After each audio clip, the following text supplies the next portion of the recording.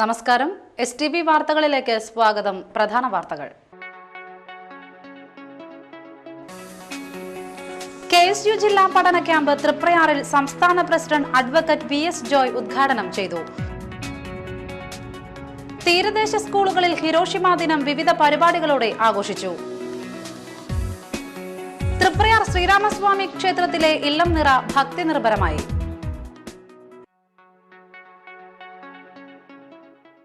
വാർത്തകൾ വിശദമായി. +2 മേഖലയിൽ അശാസ്ത്രീയമായ പ്രവേശന രീതികൾ നടപ്പിലാക്കുമ്പോൾ പ്രവേശനം ലഭിക്കുന്നതിനായി നിരവധി വിദ്യാർത്ഥികൾ നെട്ടോട്ടമോടുന്നത് KSU ആശങ്കയോടെയാണ് നോക്കിക്കാണുന്നതെന്ന് KSU ജില്ലാ പഠന ക്യാമ്പ് തൃപ്രയാറിൽ പ്രമേയത്തിലൂടെ അഭിപ്രായപ്പെട്ടു. കഴിഞ്ഞ മന്ത്രിസഭാ യോഗത്തിൽ അനുവദിച്ച +2 കോഴ്സുകൾ സാമുദായിക മതസംഘടനകളുടെ സമ്മർദ്ദത്തിന് വഴങ്ങിയാണെന്ന ആരോപണങ്ങളെയും KSU ഗൗരവത്തോടെ കാണുന്നു.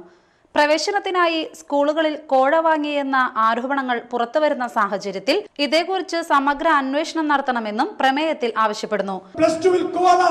നടന്നിട്ടുണ്ടെങ്കിൽ അതിനെതിരെ ശക്തമായി സമരം ചെയ്യുവാൻ KSU മുന്നോട്ട് വരണമെന്ന് സംസ്ഥാന കമ്മിറ്റിയോട് അഭ്യർത്ഥിക്കുകയാണ്. പച്ച ബോർഡുകൾ വരുന്നു, പച്ച നിറങ്ങൾ വരുന്നു.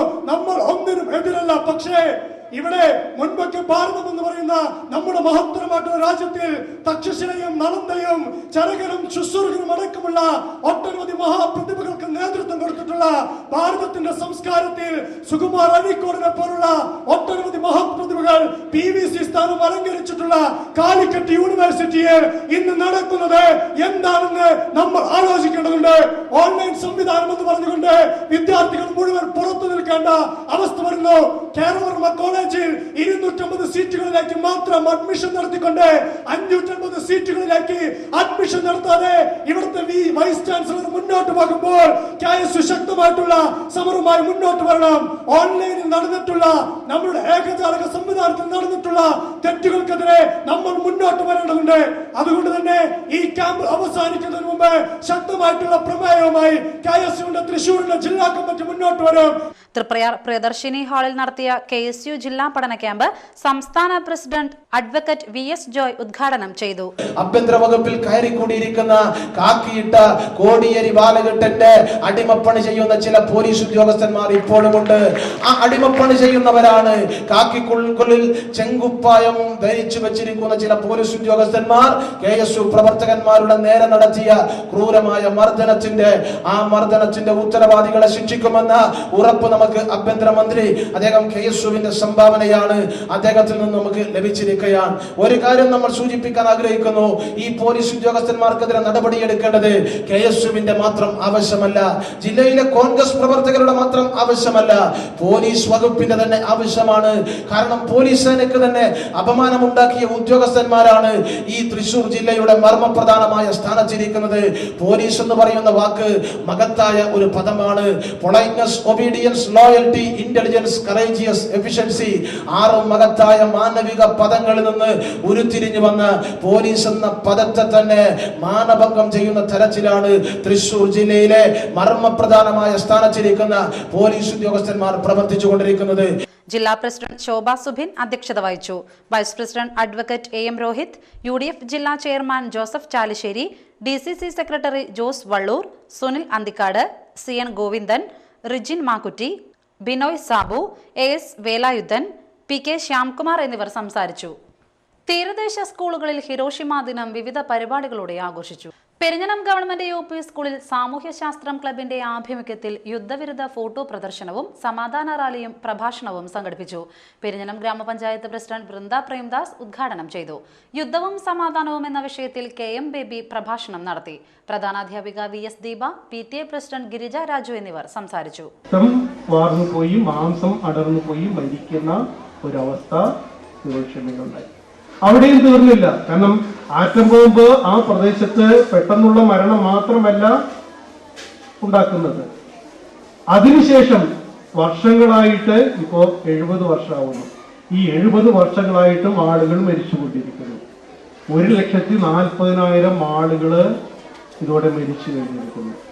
അപ്പോ അന്നുണ്ടായ മരണം മാത്രമല്ല, തുടർന്നുണ്ടാവുന്ന നിരവധി മരണങ്ങൾക്കും 1,40,000 ആളുകളുടെ മരണത്തിന് കാരണം ആറ്റം ബോംബാണ്. ആ ഒറ്റ ആറ്റം ബോംബ്. പേരെന്താ? ലിറ്റിൽ ബോയ് എന്ന കൊച്ചുകുട്ടി ചെയ്ത പടി എന്താ? വീണപ്പോൾ 80,000 പേരെ കൊന്നു. അതിനുശേഷം 1,40,40,000 പേരെ കൊന്നു. ഇന്നും ആളുകൾ ജനിക്കുന്നത് റേഡിയേഷൻ കൊണ്ട്, അണുവികീകരണം കൊണ്ട് പല അവയവങ്ങളും ഇല്ലാതെ, പല തലച്ചോറ് തന്നെ ഇല്ലാതെ, ഭൗതിക വളർച്ചയില്ലാതെ, നിരവധി വൈകല്യങ്ങളോടുകൂടിയാണ്. അവർ വിളിക്കുന്നൊരു പേരുണ്ട്, അത് നിങ്ങൾ എഴുതി വെച്ചോളൂ, ഹിബാക്കുഷ. ജപ്പാനിലെ ഹിറോഷിമയിലെ ആറ്റം ബോംബ് വീണ ദുരന്തത്തിന്റെ ഇരകളായിട്ട് ജനിക്കുന്ന പെരിഞ്ഞനം RMVHS സ്കൂളിൽ ഹിരോഷിമ ദിനം ആചരിച്ചു.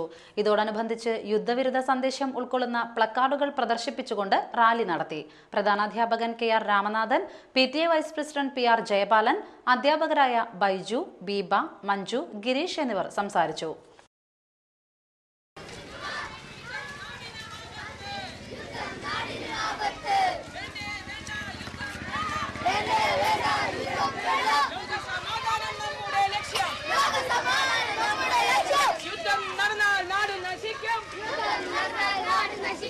ഹിരോഷിമ ദിനത്തോടനുബന്ധിച്ച് നാട്ടിക SM ട്രസ്റ്റ് സ്കൂളിലെ NSS യൂണിറ്റിന്റെയും ഗൈഡ്സ് യൂണിറ്റിന്റെയും SS ക്ലബിന്റെയും സംയുക്താഭിമുഖ്യത്തിൽ യുദ്ധവിരുദ്ധ റാലി സംഘടിപ്പിച്ചു.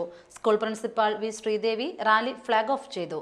PTA vice president CS Manikandan, NSS programme officer KR Raghuraman, guides coordinator PV Beena, Dimple P Varghese എന്നിവർ സംസാരിച്ചു. ഹിരോഷിമ ദിനത്തിൽ യുദ്ധത്തിനെതിരെ ചങ്ങലക്കണ്ണികളായി Kodungallur Sringapuram government higher secondary school വിദ്യാർത്ഥികൾ. ആക്രമണത്തിനെതിരെ പ്രതിരോധത്തിന്റെ തുരുത്തുകൾ തീർത്ത വിദ്യാർത്ഥികൾ യുദ്ധവിരുദ്ധ പ്രതിജ്ഞയിൽ പങ്കാളികളായി. PTA president Navas Padavingal, principal PK Mohini, headmistress Rajasulochana, PTA vice president VS Pradeep, KK Harish Kumar, Viji Sujatha, VS Shambhavi, PF Antony, NV Unni, VH Harish തുടങ്ങിയവർ നേതൃത്വം നൽകി. Kaipamangalam government fisheries vocational higher secondary സ്കൂളിൽ ഹിരോഷിമ നാഗസാക്കി ദിനത്തോടനുബന്ധിച്ച് വിവിധ പരിപാടികൾ നടന്നു. ഹയർ സെക്കൻഡറി ഹൈസ്കൂൾ പ്രിൻസിപ്പാൾമാരുടെ യുദ്ധവിരുദ്ധ സന്ദേശങ്ങൾ ഉണ്ടായിരുന്നു. Sukanya teacher, Jayasree teacher, Beena teacher, Santhosh master എന്നിവർ സന്ദേശങ്ങൾ നൽകി. യുദ്ധവിരുദ്ധ പോസ്റ്ററുകൾ, കൊളാഷ് എന്നീ ഇനങ്ങളിൽ മത്സരവും നടന്നു. യുദ്ധത്തിനെതിരായി ഹൈസ്കൂളിലെ മലയാളം ടീച്ചറായ ലീന ടീച്ചർ എഴുതി മ്യൂസിക് ടീച്ചർ ചിട്ടപ്പെടുത്തിയ ഗാനം സ്കൂൾ മ്യൂസിക് ഗ്രൂപ്പ് ആലപിച്ചു. വർക്ക് എക്സ്പീരിയൻസ് ക്ലബിന്റെ വക സുഡോക്കു കൊക്കുകൾ നിർമ്മിച്ച് സ്കൂളിൽ അലങ്കരിച്ചു. ഇനിയൊരു ഇടവേള.